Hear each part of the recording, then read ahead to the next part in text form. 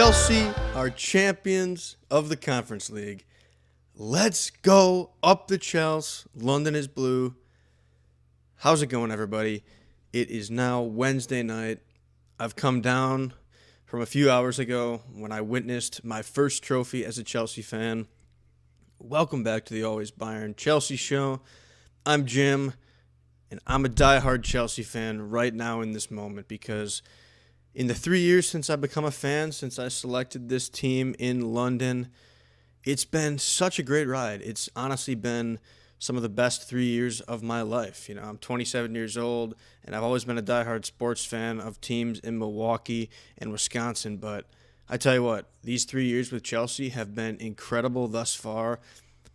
And the hardships of 12th place to 6th place to 4th have led me to this moment of getting Champions League a few days ago in the Premier League and now to winning the first trophy under the new Clear Lake Capital Todd Bailey ownership. The Conference League is ours. It's back in the hands of a team that deserves it, and that's Chelsea, who has now won all 4 European trophies that you can win. And they're the only team to ever do it. So let's rejoice. Let's enjoy this because we deserve it, honestly. Chelsea fans really deserve it at this point. What an amazing, again, ride it has been. Just having so much fun. So much fun. Man. I'm kind of at a loss for words even because it has just been unreal to learn to love this team. You know, I never thought I would be a super fan of the sport of football, soccer, or however you want to say it, you know. And the fact that I've now been to Stamford Bridge, witnessed Chelsea play in person last year, I'm still just following along with podcasts and people on Twitter and the Chelsea community, watching at the Highbury pub here in Milwaukee with the Milwaukee Blues, you know. Chelsea in America, got my Chelsea in America scarf here that I won on a raffle. So the community's awesome. It's thriving. Chelsea are thriving. Chelsea Football Club is back on top of Europe. I know it's third tier, but still, it's a European trophy. And let's get into it because that match was a tale of two halves. Just incredible. Incredible stuff. So if we take this to the beginning, you know, I'm actually going to take it back because we talked about how I predicted Chelsea to finish 4th. They finished 4th. And Danny and I both predicted at the beginning of the year, and I'm sure we'll talk about this in a pod here soon, reviewing our predictions for the season in total for Chelsea and Bayern. But we both predicted Chelsea would end up winning the Conference League title. So we were both right there. So now that makes me 2 for 2 with my huge Chelsea season predictions. And it puts a bow on the season in a way that Enzo Maresca maybe expected and wanted. You know, I think everybody could say they thought Chelsea would win the Conference League, but now he's done it, and he's a man that only wins trophies. You know, he takes Leicester City to the Premier League last year, gets a trophy there, and now he does it with Chelsea. So big up to the boss, Enzo Maresca, for that.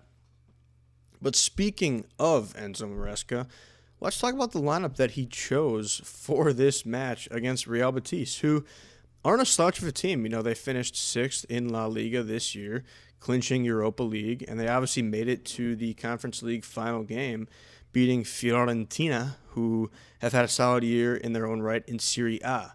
So Maresca, I think, combined some pretty strong and talented players with others that he may have felt deserved more time as they got time throughout the Conference League. Philip Jorgensen being one of those. He had said a few days prior that he was going to start between the sticks for Chelsea ahead of Robert Sanchez. I was fine with that. I think most people were fine with that, seeing as neither of them have been insanely outstanding as it is, and Sanchez has been the Premier League goalkeeper as it is. Jorgensen ends up having, you know, a pretty pedestrian day for the most part, but no issue with him there. The back line, I think, is where things changed a little bit for Maresca. He goes with Cucurella at left back. Don't really have many options there. Badiashile then and Chalaba, the two center backs with Malo Gusto on the right, inverting into the midfield for Chelsea. And I really had no problem with the selections here.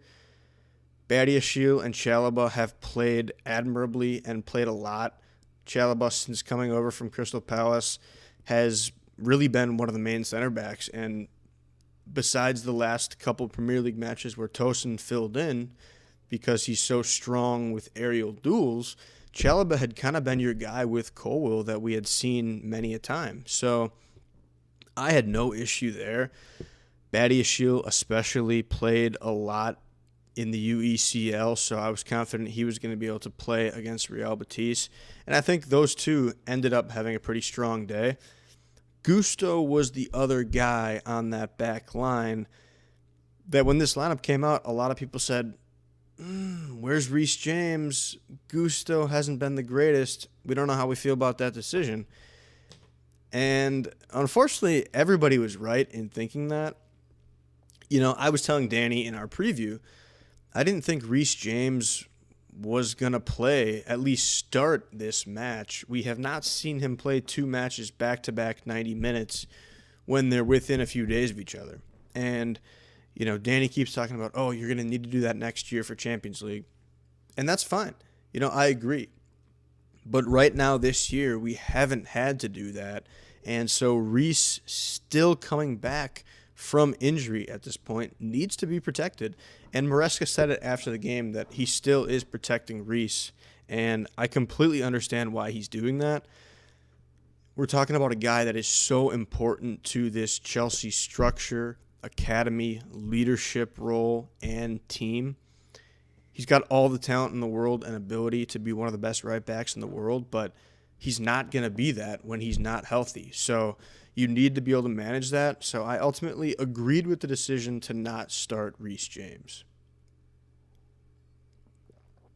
That being said, it unfortunately was maybe the wrong choice because Malo Gusto started out and played terribly, and I'll get to that in a minute. To round out the lineup, then we have Enzo and Caicedo in midfield as they have been, Madueke left wing, Palmer in the cam role, Pedro Neto on the right wing, with Nico Jackson back in action up top, leading the way. We didn't know for sure if he was going to start. It seemed like he probably was going to, but he had been suspended from the Premier League for getting a super important red card against Newcastle, and so the thought was maybe Maresca punishes him further and sits him in this final to teach him a lesson. He didn't end up doing that, and I think it was the right call. He's a unique center forward that can do a lot of things that other players on this team can't do. Your Nkunku's, your Tyreek George's, Neto if he plays up top. So it was the right call in my opinion ultimately.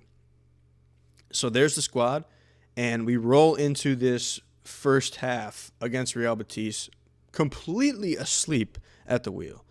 I mean, I understand this was a massive, massive final for Real Betis, being that they have not ever lifted a European trophy to my knowledge, and it was massive for their fans. They probably had more fans in Wrocław, Poland, but Chelsea started the game and didn't look like they had much interest in the match, which quite frankly was nuts. I mean, they generally tend to come out playing this passive, keep possession, defensive style, but man, I tell you what, I was very disappointed with the lack of focus and clarity with this Chelsea team to start the match. And you got guys making a mistake on the back line, Gusto giving the ball away, getting dusted on that right-hand side, and nobody in attack doing anything. So I was worried because I didn't know what Maresca's telling the guys. I mean, can he not motivate them?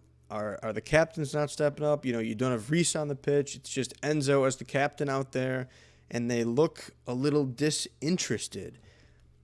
And it all leads to a goal within the first 10 minutes. I believe the 9th minute, Real Betis get a goal where Gusto gives the ball away, and to his credit, Isco for Betis, who on the day was one of the best players on the pitch, gets the ball in space, delivers a perfect kind of mini cutback to the left to his teammate Azaluli, who scores a great goal.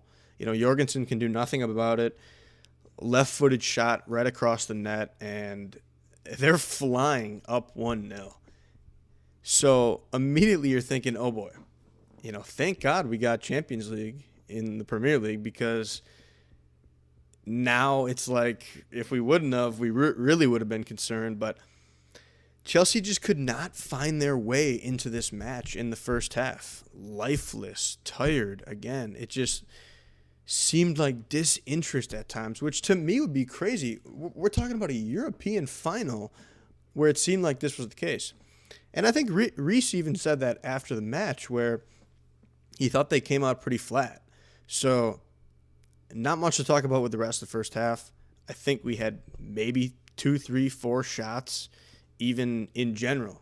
I'm not talking on goal, just in general in that first half. So, I'm not going to waste too much time talking about it, because whatever happened at halftime, whatever flip was switched for Chelsea, they came out looking like a brand new team. And the one change that they were always going to make right at the 45-minute mark, Reece James coming on for Malo Gusto. It had to happen. It was bound to happen. He's your captain. He's one of your best players. To finish the year, he was a top 3 player on the team. So take off the guy who looked like absolute crap in Malo Gusto, put on your captain, and hope for the best. Not to mention, according to Maresca after the match, Reece told him at halftime, "Don't worry, boss. We're going to win this match." What a prediction by Reece. I love that confidence from a captain, from a Chelsea Cobham Academy graduate. It's a beautiful thing to see, and Reece really could not have predicted it better. Chelsea look like they're controlling the match better, creating more opportunities, and that's when Cole Palmer also decided that, wait a second, I'm actually the best player on this pitch right now. Isco had his moment. He's getting old now. I'm the new young cat coming in here, and I'm going to take over. And they have a nice little possession play where Palmer ends up with the ball in the right half space. Yep, I said it, the right half space, because that's his better side, Enzo. Lofts a beautifully curled left-footed shot over the edge of the defending line of Real Betis and finds Enzo Fernandez noggin, and he heads it right past the keeper, who probably didn't make the best effort, let's be honest, but it's a first goal for Chelsea in the final, ties it up at 1. We're going nuts. I mean, I'm watching at home, half working, half watching. Brilliant ball by Cole, though, to find Enzo. And these are the types of potential plays that you can have in a system with these guys that make beautiful passes, can find each other, and can get these strong connections. Enzo's able to slip past those last couple defenders and find the space, and that's the type of box-crashing technique that we've seen from Enzo Fernandez this year. And what a beautiful way for the vice-captain of Chelsea to get that goal and get them back in the match. And this is also 4 minutes after Levi Colwill and Jadon Sancho come on for Benoit Badiashile and Pedro Neto. So you're really even doubling down on bringing on your strong, rock-solid star players. And that's what I loved about it, too, because these are the guys that step up in the big moments, especially to end the year. And that's exactly what happened there. Cole Palmer stepping up, and Enzo as well. I mean, let's not pretend like Enzo has not accumulated his best ever season, goal and assist-wise. Absolutely special from those two right there. So now we're kind of seeing the game change at this point, because Chelsea are taking control. And it looked like Real Betis were either getting tired or just struggling to keep up with the talent that Chelsea were displaying on the pitch. So 5 minutes following that first goal from Chelsea, they do it again. And Palmer does it again. Real Betis inexplicably leave him one-on-one deep on that right-hand side. He turns around that defender, and with his right weak foot delivers a sublime little curled ball to Nico Jackson, who originally we thought headed it in for a goal for a second. Turns out he kind of chested it in a little bit with his shoulder maybe. Almost looked like it was a handball with his arm, but ends up being clean. Crowd goes nuts. Nico goes nuts. It's insane at this point. We're going from, oh shit, Chelsea aren't going to win this European final to let's freaking go. We're on top 2-1 and feeling on top of the world as Chelsea fans. I mean, just screaming how blue London really is. And that was awesome to me, especially to see Nico get back in the goal column. There's been so much talk about him after that red card. Is Chelsea going to consider selling him? Who knows? It sounds like they might bring in Delap. Are they also going to bring in Hugo Ekitike? What does that mean for Jackson? We'll get to all that, but if it's his last match, I'm glad he scored. If it's not, I hope it just brings him confidence moving into the Club World Cup and to next season, because we will need our strikers to score goals. And if that is Nico, we will need him. And I have faith in Nico. I've always loved Nico. He has his faults. He shows a lot of stupid moments, as we saw literally moments after his goal, where he has a runaway and just has a heavy touch and kicks it right to the goalie. But I still think he's got a lot of potential, and I'd hate to give up on a guy so soon, especially now that he's led us to a top 4 finish in the Premier League and a Conference League European final. So we'll see what happens there, but so happy for him to bag that goal. And at this point, Chelsea, they don't even really get that defensive. They end up making another sub with KDH coming in the 80th minute for Nico Jackson right after he had that miss. Kind of got hurt. Who knows if he was actually hurt or just a little embarrassed. But yeah, KDH comes in there, and then Chelsea aren't slowing down. There's so much space at this time because Real Betis are trying to get that second goal to tie it up. So they find a bunch of space, and the ball ends up deep into the box for Jadon Sancho on the left wing, and he buries it. Really nice goal on that left wing. Coming off as a sub, cold, but does what he's done at times this year, which is find the back of the net. And talk about a guy that, again, I feel happy for, whether he's on the team next year or not. I'm happy that he got a chance to be loaned out to a club that isn't shit. He's not on Man United right now.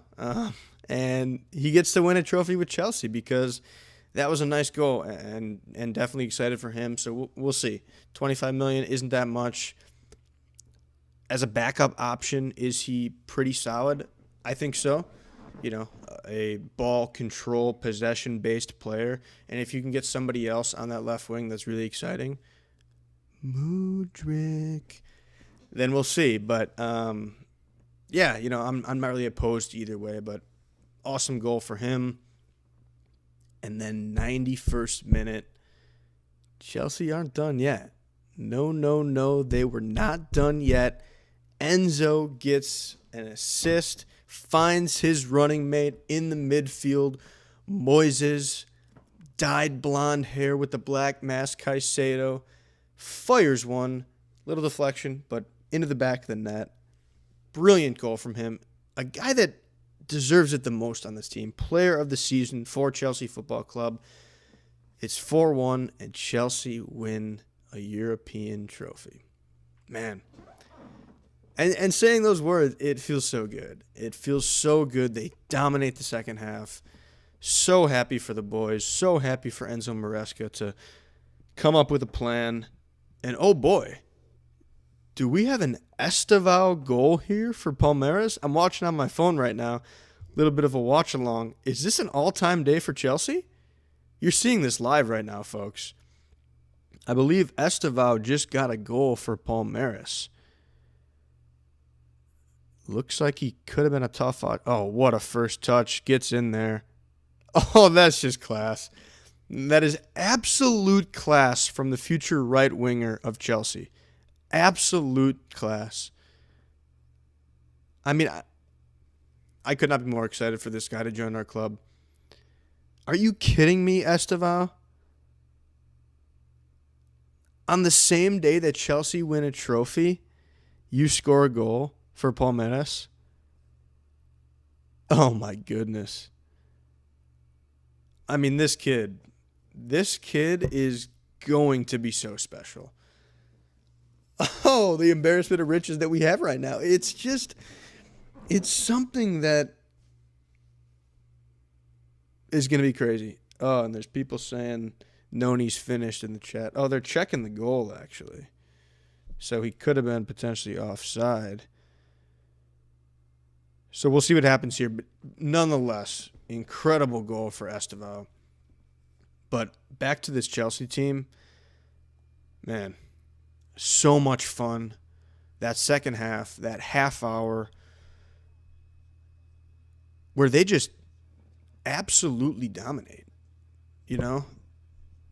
They absolutely dominate. And looked like I had some sound there coming out of something. But, oh, this Chelsea team, so much fun. So much fun. And the Esteval goal did stand.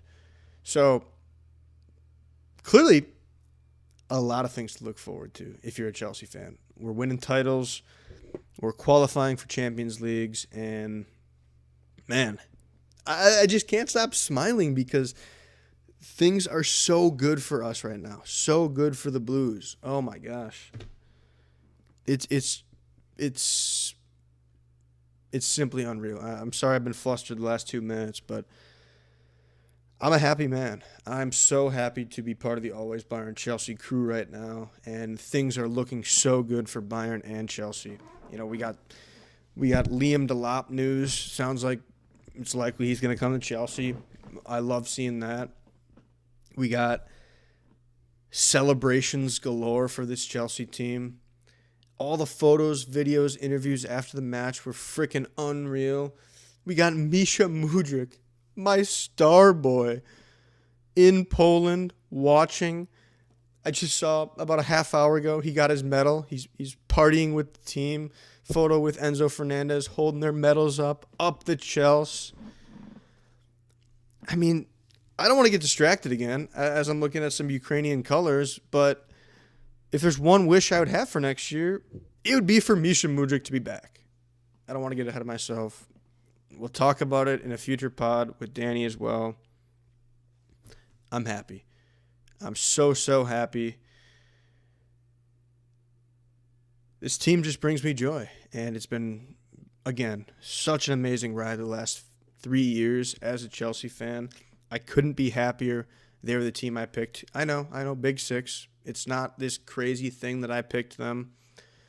But at the same time, they were dealing with new owners and the struggles that came with that, being scrutinized from their former owner, a Russian oligarch, in Roman Abramovich. So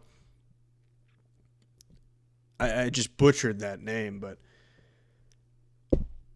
it's not like I just joined this massive bandwagon like a Man City, Arsenal, Liverpool, Red as they're winning titles. Not that Arsenal would ever win a title. So I feel proud to have been following this team, and I can't wait to see Chelsea do bigger and better things as the time goes on. So now we look forward to the transfer window, bringing in some key players. Danny and I will discuss that coming forward here. We look forward to the Club World Cup. We'll discuss that. We'll have boots on the ground in Cincinnati at a Bayern match. So follow us on YouTube, like, subscribe, share, keep watching our videos. You know, this is a video episode if you are watching, listening on a podcast. You know, follow us over on TikTok. I'm doing great things over there on TikTok. Comment on the videos. Give us a follow on Twitter, you know, X, whatever they're calling it these days. But yeah, it's so many great things. And one more thing I do have to add, and, you know, sorry to Danny for this. You know, he had mentioned he fixed the Chelsea Gnome on Sunday at halftime against Forest, and that was the reason Chelsea came back and won. Well, the Gnome delivered this title for Chelsea, And I wanted to show him in this video because a couple people were wondering about the gnome, and so I figured, I'll grab him.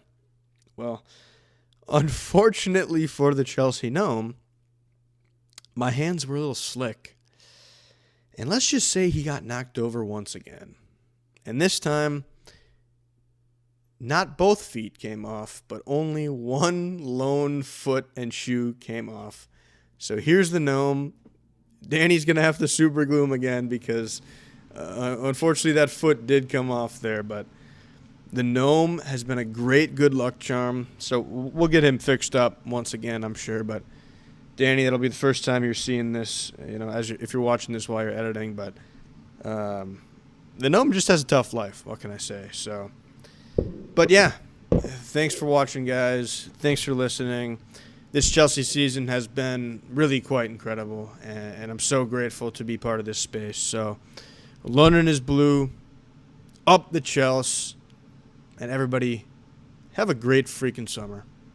Hello, Chelsea fans. Hello, Jim. Just wanted to come in here quickly, right from the photo studio, and give a brief reaction to include in this video here. Yes, Chelsea are Conference League champions. Congratulations, Chelsea. Congratulations, Chelsea fans. Congratulations, Jim.